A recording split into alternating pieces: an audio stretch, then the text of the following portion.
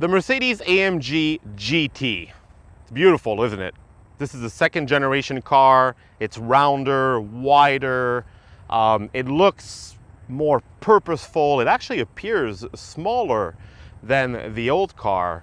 And that's an illusion because this car is a lot bigger than its predecessor. It's longer, it's wider, it's a lot heavier. We're talking about a Super GT that weighs more than 4,000 pounds. At least this one is because of the options that were added onto it.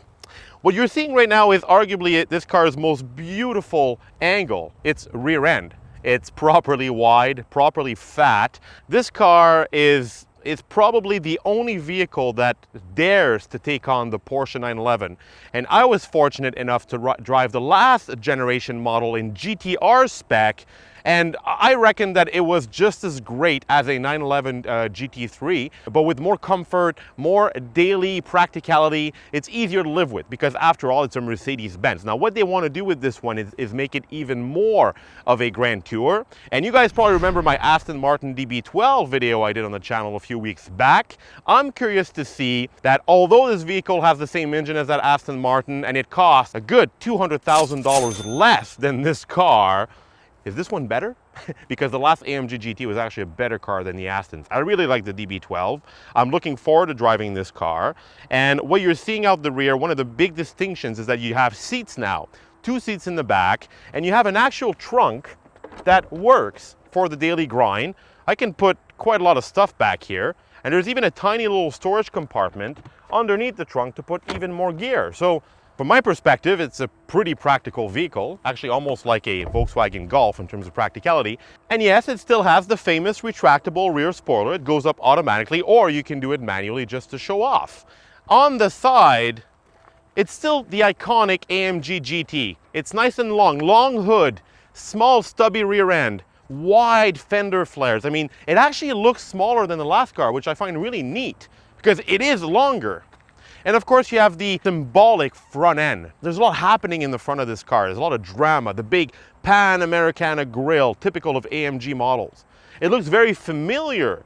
It looks similar than the last car, but if you look at the details, it's a lot rounder. And it just makes the car look shorter and cuter and smaller and more purposeful. Now, does all of this translate into the real world? Well, we're about to find that out. From a mechanical standpoint, it's very similar than before. It still has a twin-turbocharged 4-liter V8 and now pumps out 577 horsepower and 590 foot-pounds of torque. But this time the car is all-wheel drive, so it adds some weight, obviously. And it's made it to the same 9-speed transmission as before, but now it's a clutch type versus a torque converter, which should allow it to shift faster. That was one of my gripes with the last car. So I think all there's left to do now is go take this bad boy for a drive and discover all the neat features of the 2024 Mercedes-AMG GT.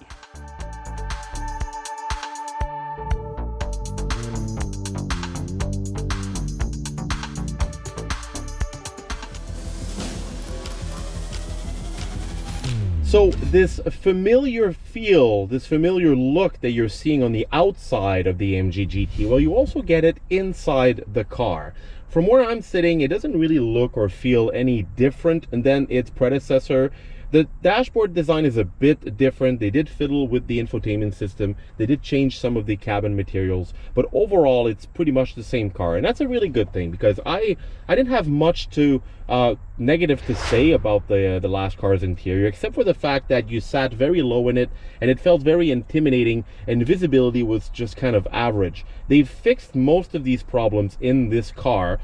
Yes, thanks to the iconic Mercedes adjustable seats on the door, I can really sit nice and low in the cabin, but it doesn't really affect visibility. I see the hood, but since the hood now drops downward a bit more, it's a lot easier for me to see the road. And it's the same story out the rear. Look at the size of these doors, by the way. That's a massive door. Now, I said that the AMG GT now comes as a 4-seater, and you're probably noticing that mine does not have the rear seats because it's possible to delete them for weight savings. I don't think it matters at this point because this car is really heavy. The seats are superb. These are extremely comfortable. They grip you well, but you're not stuck, you're not all squeezed in if you're taller or wider like me. It's great for grand touring, but it's also great for performing on a track. A wonderful blend of sportiness and comfort.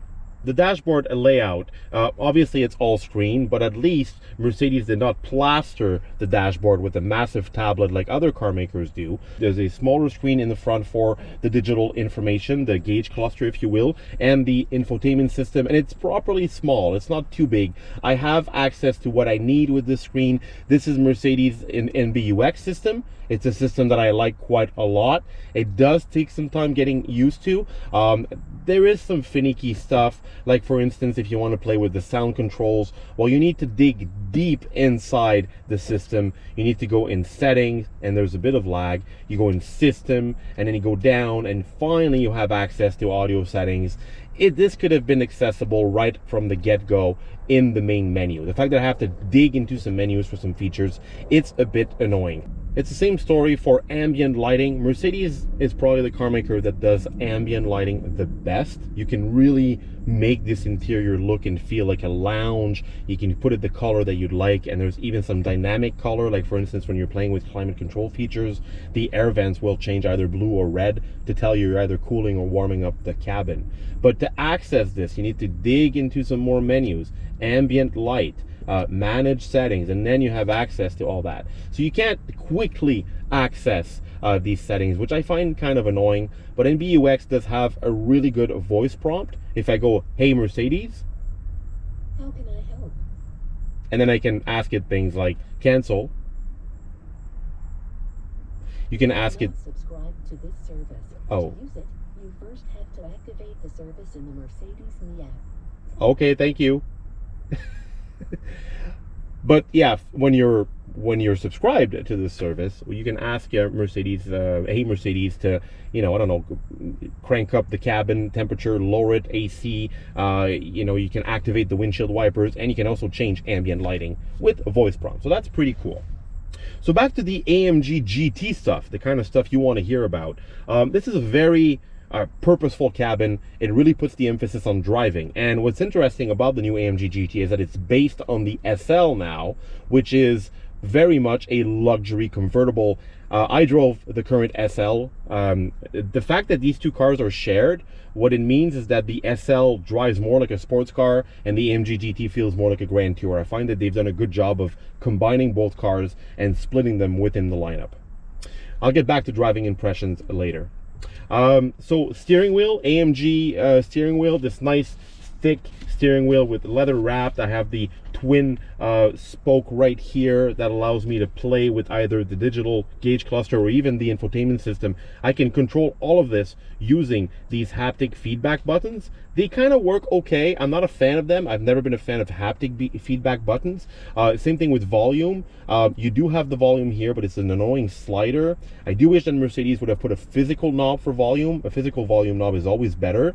Same thing for HVAC controls. It's all digital right here. You can adjust the fan. It responds pretty fast, but I don't know. I would have preferred physical buttons, especially in a car of this price bracket. By the way, this thing kicks off at $135,000 and it climbs fast depending on the options you'll put into it.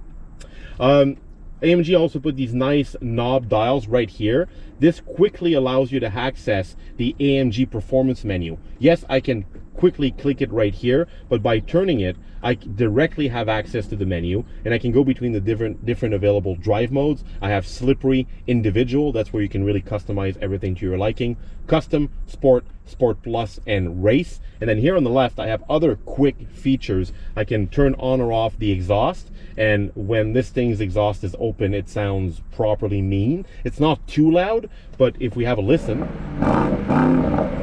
yeah, so you'll hear more of that exhaust later. I have a handy nose lift. You just pull a little trigger right here and the nose will lift. You can hear it doing its thing. There's also a front spoiler that I can retract. It does so automatically like the rear one, but I can also do it manually. Makes a lot of noise, that one. You don't really see it though, so there's no point in playing around with that. That rear wing though is a lot more fun because you can just brag, hey, look at my wing. You can bring it up and put it back down. It's just a gimmick, but I like it. And finally, the gauge clusters can be tuned to your liking, typical of all new cars. Speaking of that gauge cluster, by the way, I don't know if I'm a fan of like this kind of design thing going on here. Like there's a screen inside which seems to have been made for regular analog gauges. I mean, it's just a screen.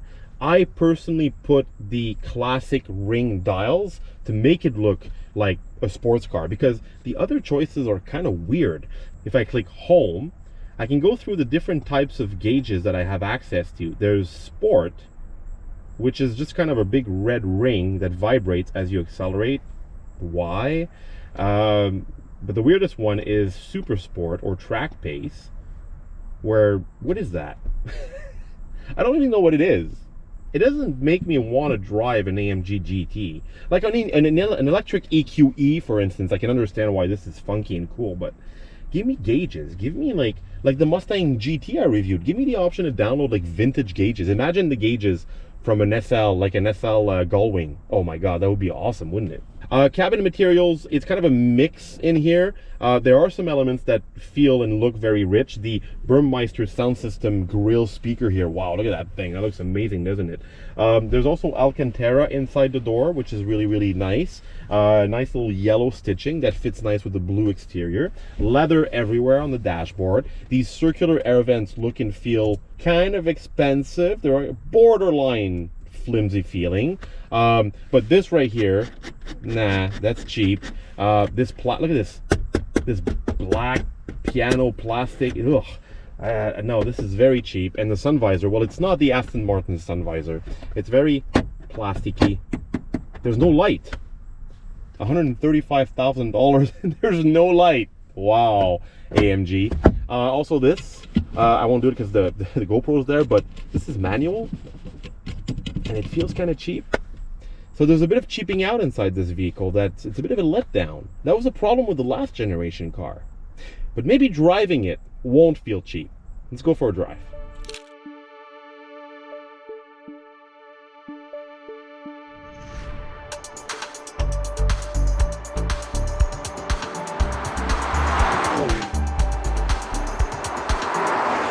All right, so trotting around in the AMG GT's most comfortable setting, immediately you know that this is much more of a sports car than a Grand Tour. And that's how the last generation car felt as well. What I'm happy to report that although this car has gained significantly in terms of size, length, width, weight, it doesn't feel like a bigger car. It doesn't feel like a heavier car.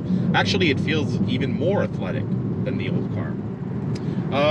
But it doesn't feel as comfortable. Well, it's comfortable, but if I compare it to the Aston Martin DB12, the DB12 on its comfort setting was just like a cloud. This constantly reminds you that it's a sports car.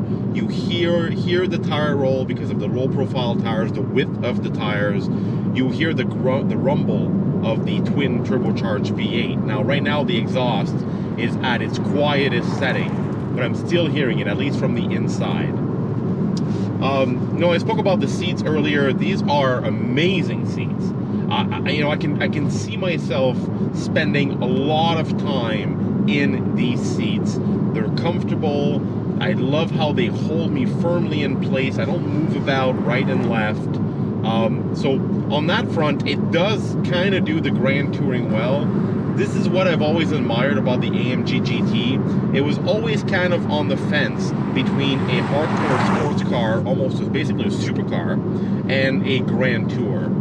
And it combined these traits in a very unique driving experience.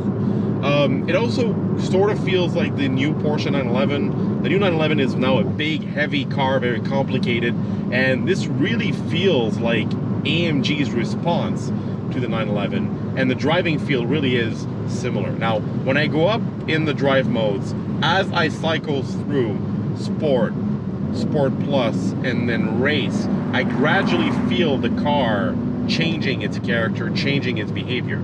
You hear that exhaust? That's the louder exhaust when you're in race mode. I put it in race mode. I'm not on a track right now, but this is its most aggressive setting, and now you really feel the suspension is stiffer, the steering wheel is nice and heavy. Wow, the response on that wheel. Jeez, look at that.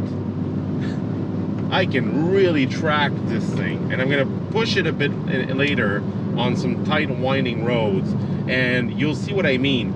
Although this is a big car, you can really eat up small roads, and the faster you go with it, the more it shrinks underneath you, and it allows you to do glorious things. All right, pulling up here, we do a U-turn. You hear these grunts when it's downshifting? It's great. I love the sound of that engine. And in this case, AMG made sure that this still sounds like an AMG. So, pull down a few paddles.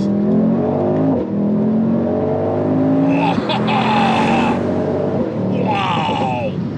Oh, it sounds so mean. Listen to that. You gotta love these burbles, right? And the cracks, and the crackles and the pops. That's the sound of an AMG. And I'm told from the camera crew that it actually sounds even more amazing when you're outside the vehicle. Let's try this one more time.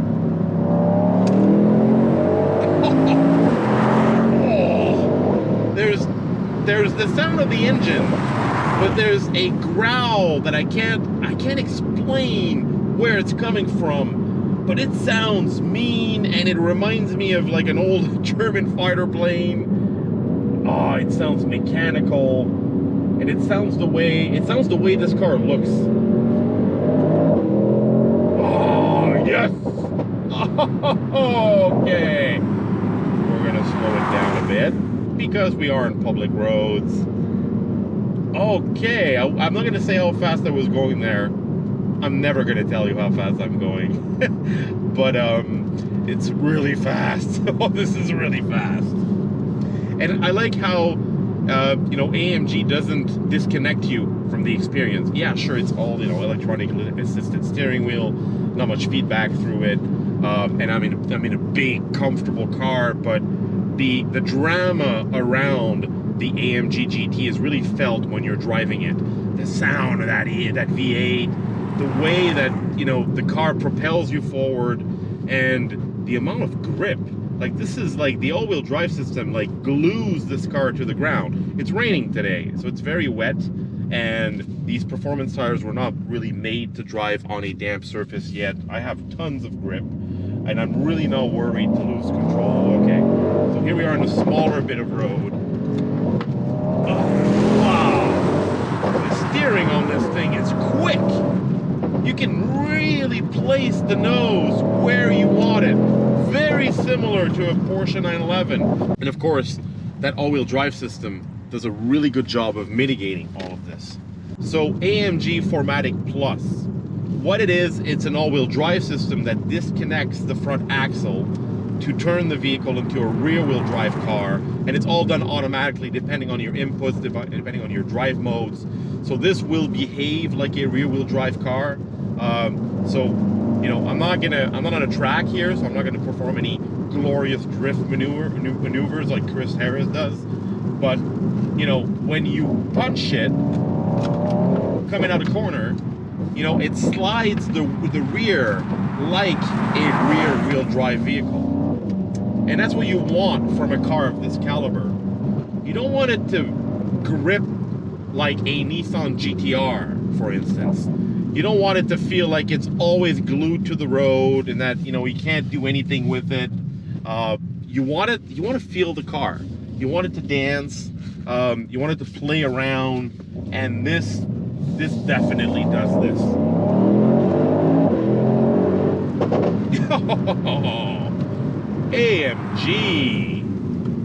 AMG, what have you done? What a beautiful sound. And even in race mode, yes, the suspension, the dampers are stiff, but I'm on a nice little country road here. There are some imperfections, some cracks, and it really takes it in. The road composure is fabulous, and the combination between luxury and sport is impeccable.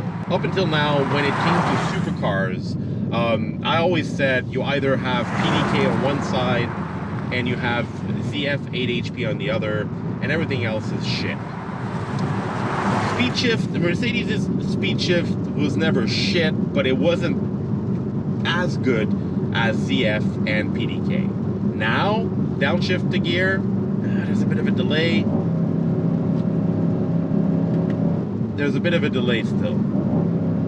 That's when I'm casually driving the car. But let's try a launch control sequence. All right, so let's launch the AMG GT.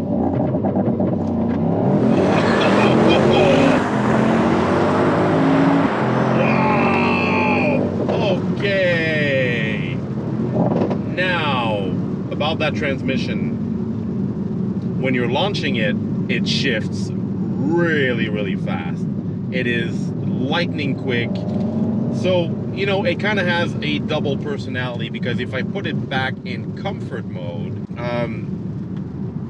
yeah, there's a bit more of a delay when you're pulling that paddle. And I'm in comfort, I got it in comfort mode. Yeah, there's a bit of a lag.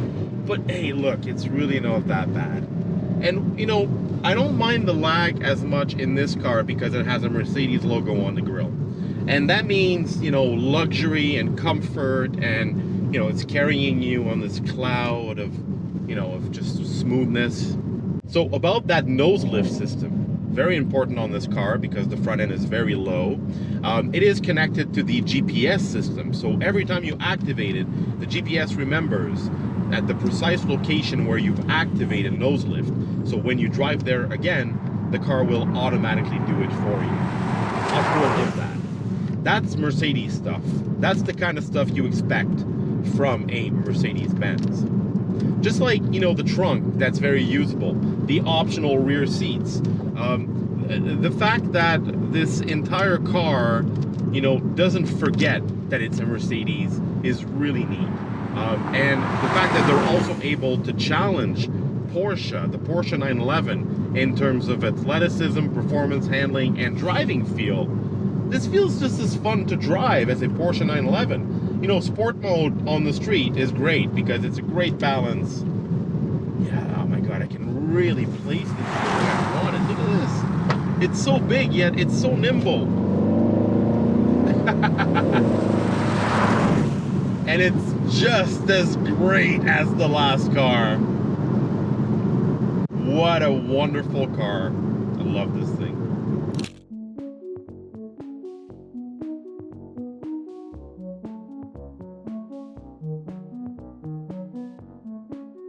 I know it sounds cliche to say that, you know, the car has different personalities.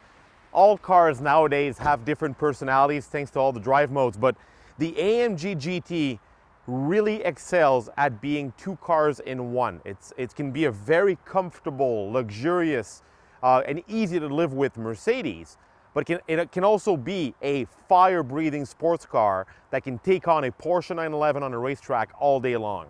I love this balance about the AMG GT, and I'm happy to report that although Mercedes has made this car bigger, wider, heavier, more complicated, well, the driving experience was not diluted. Actually, I have even more fun driving this model versus the regular one. The AMG GT is still an amazing sports car. For $135,000 starting price, it justifies its worth. But please, Mercedes, improve some of the cabin materials, get rid of the cheap plastics. You can make this car feel like $1 million, and then you'll really have a winner.